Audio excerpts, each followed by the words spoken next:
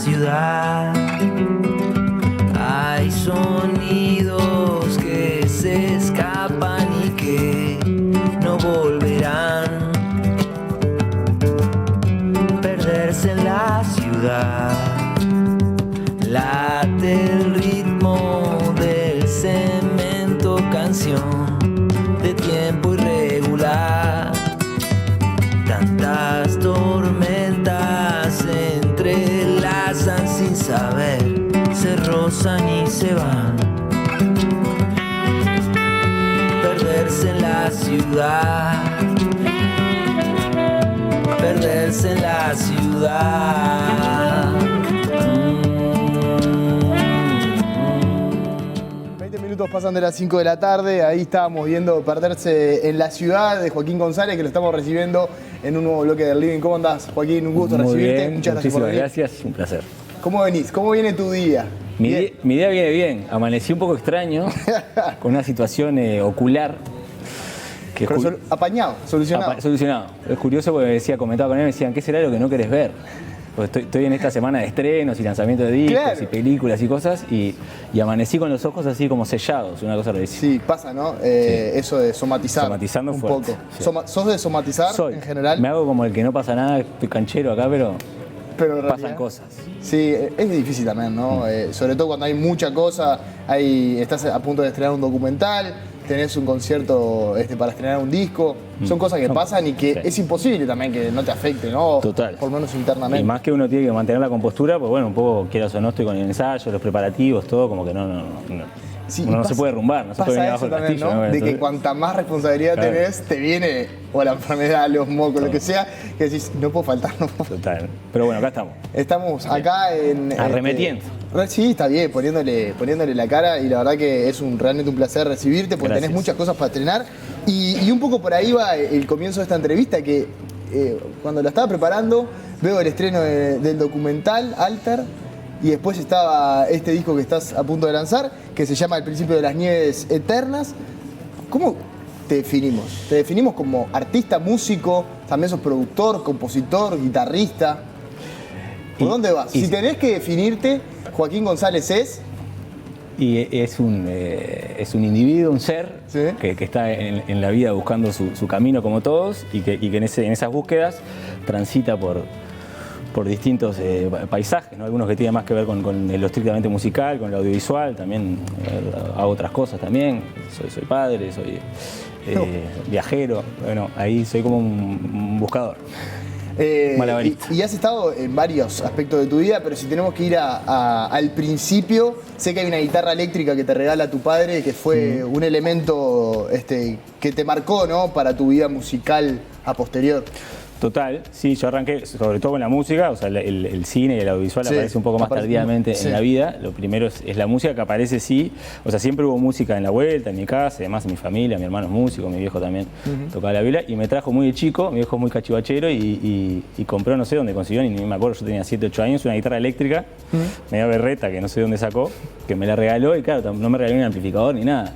Y yo lo que me rebusqué fue para enchufarla en uno de esos viejos equipos que había. Los parlantes. Sí, los parlantes que había como con cassette, con radio, con el vinilo, esos como estéreos, digamos, de los años 90. Y claro, y la guitarra salía absolutamente distorsionada, o sea, era una cosa... Sí. Entonces me marcó el camino fuerte, ¿no? Arranqué ahí en mis inicios, mi primera banda la tuve a los 11, una banda de punk rock llamada Items. Sí, ¿a los 11? 11. 11 años. Y era un antisistémico, así como todo, canciones súper rabiosas. Y a partir de ahí, o sea, arranqué con eso fuerte y me fui como alivianando. Armonizando. Sí. Un poco más. Sí. Pero siempre, distorsionizando. ¿Siempre quisiste ser artista o fue algo que se te fue presentando a medida que fueron avanzando los años? Bueno, esta banda Items, que fue hasta los 13, ¿te he entendido? Sí, de 11 a 13 y tal. Después tuve bandas toda la adolescencia, o sea, en realidad fue algo que es muy natural. Nunca me lo cuestioné realmente y de hecho, o sea, de tomar noción de que me iba a dedicar al arte exclusivamente y tambi't como medio de vida, fue en un momento pivotal a los 20 y pico. Yo en realidad me quería dedicar a otra cosa, imaginaba más viajando. De hecho me fui a vivir a otros países más de joven, no sé, nunca me imaginé realmente que pudiese vivir de eso, más que no imaginarme haciéndolo, ni imaginarme que fuese posible realmente vivir de...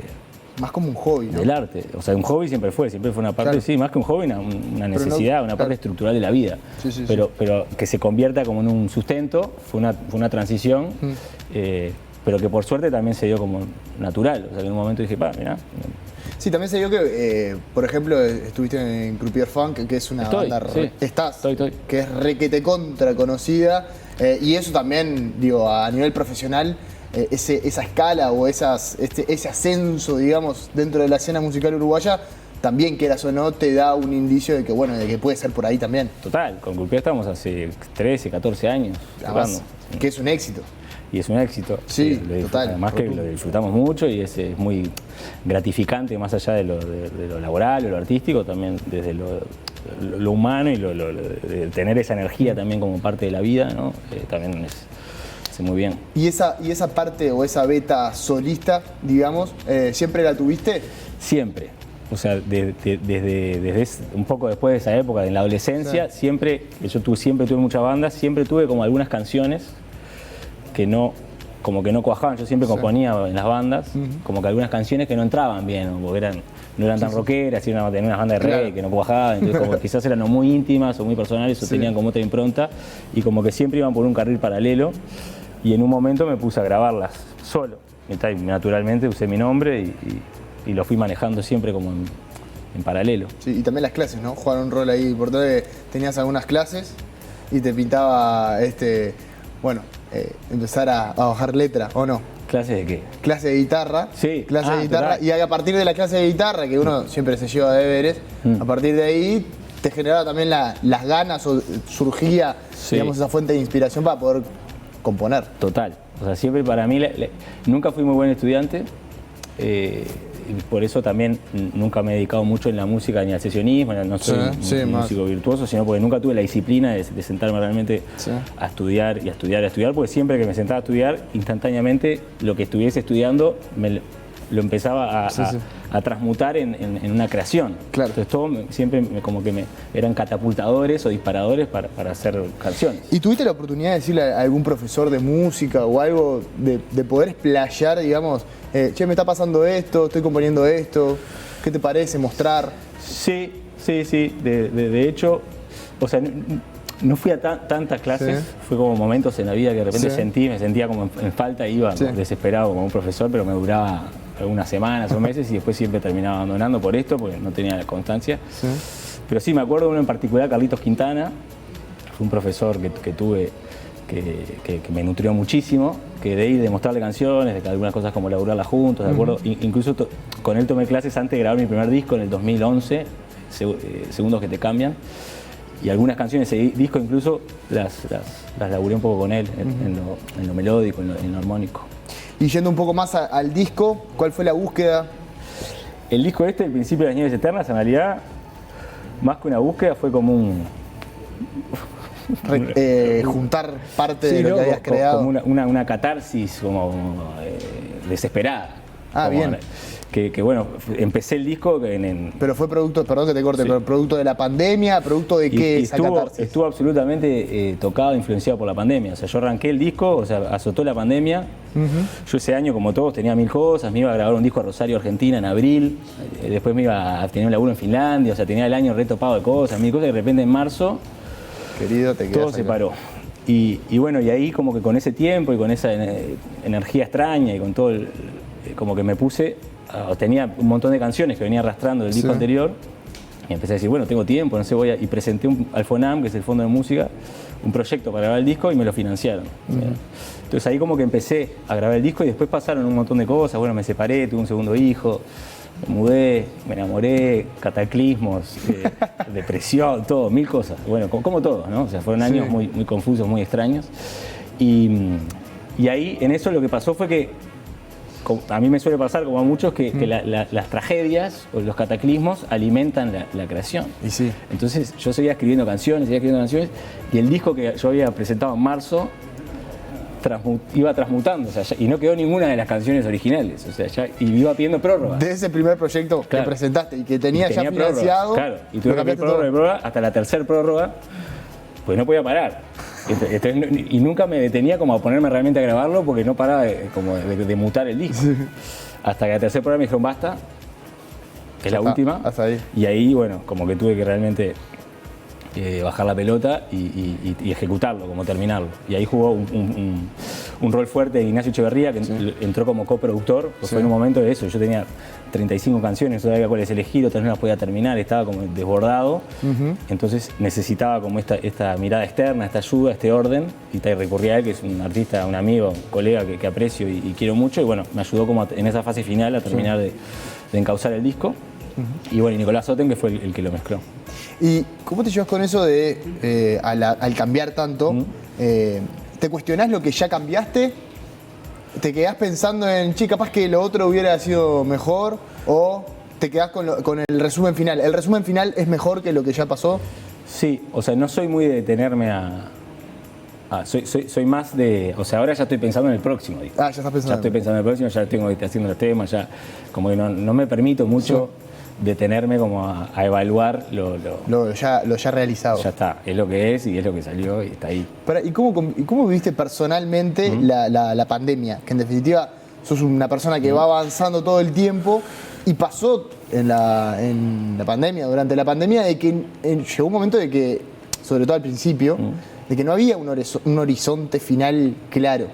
¿Cómo lo viste personalmente eso? Y personalmente lo viví con mucho altibajo, o sea, fueron años, muy extraños, tuve un hijo en el medio de la pandemia, estando separados, o sea, fueron como movimientos ahí que hubo que encarar y hubo que afrontar y que de alguna forma te toman por completo. Entonces hubo momentos, ese periodo que estaba corriéndola de atrás, pero dándolo todo, hubo momentos que de repente con tiempo y energía que me dio como para crear, también fue tiempo de mucha creación, que también eso te lo da o sea, suena horrible, ¿no? Pero es como una de las... O sea, fue espantoso y fue bello a la vez también, claro. Porque uno se ve obligado de repente a mirarse en el espejo, a cuestionarse cosas, a preguntarse qué estoy haciendo en mi vida, qué quiero hacer, hacia dónde voy, qué hago con este tiempo, claro, con este encierro, demasiado, y hasta cuándo va, hasta cuándo va, ¿no? Pero lo real y lo que podemos analizar hoy es que todo ese tiempo pasó. Hoy ya tenés una presentación, ya una fecha establecida, el próximo 15 de noviembre en la Magnolio Sala. ¿Cómo estás? ¿Cómo lo preparás? Y estoy muy emocionado, la verdad, de poder presentar el disco en vivo también, que además es otra cosa. Ese contraste o esa modalidad de haber sido un disco generado en el encierro y en la soledad también. Fue un disco muy solitario, lo grabé muy encerrado y de repente que cobre vida compartiéndolo con banda primero, porque lo voy a presentar con banda y en público es como algo re lindo, o sea, me parece como un cierre. Entonces bueno, estoy muy emocionado, estamos con la banda preparando el show, también es como una adaptación porque el disco no lo grabé con banda, lo grabé con algunos invitados, pero bastante solo, entonces es como una adaptación. Bueno, estamos laburando algunas visuales. Abre el show también un gran amigo, Lucrecio Evans, que es un artista querido, que además es el protagonista de Alter, que es la otra película que estrenamos. Rápidamente, si tenés 2 minutos, repasar rápidamente de qué trata. Bueno, Alter es un documental que se estrena el jueves en Cinemateca, que es básicamente acerca del imitador uruguayo de Luis Miguel y sus periplos y sus desgracias y sus crisis y sus cuestionamientos y sus aciertos y errores. O sea, es como una mirada íntima a un imitador que de alguna forma reniega de ser imitador. Claro. O sea, no. Sí, porque tiene eso el imitador también, ¿no? Bien. Porque sos, pero no sos. Sos, pero no sos. Y él que además tiene un gran talento propio, un gran talento creador, ¿no? Claro. Entonces también en el imitar a otro está el renegar de uno mismo, ¿no? Y esa lucha que se da, ese conflicto de alters identitario, es la película por ahí. ¿Y qué agarraste de artista al productor? ¿Y qué cosa de productor o director agarraste para el artista? ¿Cómo? ¿Qué elementos usaste como músico, quizás en la fuente de inspiración, creación, para hacer este docu? Y del docu, más de cabeza de productor, de organización, a el artista que produce. Sí, o sea, de músico, bueno, en la película está la banda sonora, la original, la compuse además, o sea, que le hice la música, y además, pero más allá de eso, o sea, está en mi rol como músico también está siempre la lucha, ese cuestionamiento del quién uno es, la identidad musical, hacia dónde uno quiere ir, hacia qué renuncia, o sea, también uno a veces cuánto se la juega por lo que uno hace, ¿no? Ese tipo que yo veía esos dilemas, esas luchas en él, entonces también hay algo como personal quizás ahí en querer explorar esas búsquedas en otro, también porque son búsquedas que yo mismo he tenido, ¿no?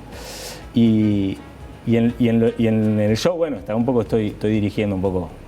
Un poco todo. Desde los horarios de los ensayos, pasar las partes a los músicos.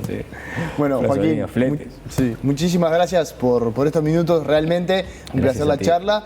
Invitarlos a todos el próximo 15 de noviembre. Magnolio Sala. ¿Por dónde pueden conseguir las entradas, además de la boletería? Ticantel, retiran todas las entradas. Hay que llenar Magnolio Sala. Así que el próximo 15 de noviembre, Joaquín González. Muchísimas gracias de vuelta por estos minutos. Gracias a ti. Un gusto. Vamos a hacer una pausa y ya venimos con más Arlene.